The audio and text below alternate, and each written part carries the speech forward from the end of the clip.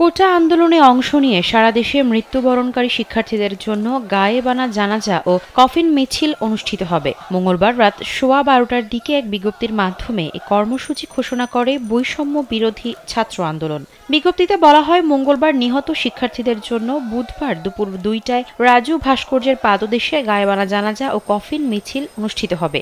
এতে শিক্ষার্থীদের উদ্দেশ্য করে বলা হয়, সব শিক্ষা প্রতিষ্ঠান ও জেলায় জেলায় তারা যেন গায়েবানা জানাজা ও কফিন মিছিল করেন। ঢাকায় অবস্থানরত সবাইকে রাজু ভাস্কর্যের পাদদেশে সময় মতো চলে আসার অনুরোধও জানানো হয়। চলমান কোটা সংস্কার আন্দোলন মঙ্গলবার বেশ সহিংস রূপ নেয়। বিভিন্ন স্থানে সংঘর্ষে 6 জন মারা গেছেন, আহত হয়েছেন কয়েকশো আন্দোলনকারী শিক্ষার্থী ও ছাত্রলীগের নেতাকর্মী।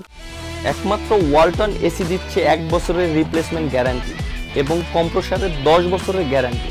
এ অবস্থায় শিক্ষার্থীদের নিরাপত্তা বিবেচনায় সারা দেশের সব সরকারি ও বেসরকারি বিশ্ববিদ্যালয় এবং অধিভুক্ত কলেজের শিক্ষা কার্যক্রম অনির্দিষ্টকালের জন্য বন্ধের নির্দেশনা দিয়েছে বিশ্ববিদ্যালয় মঞ্জুরি কমিশন। একই সঙ্গে জাতীয় বিশ্ববিদ্যালয়ও তাদের সব কলেজ বন্ধ ঘোষণা করেছে।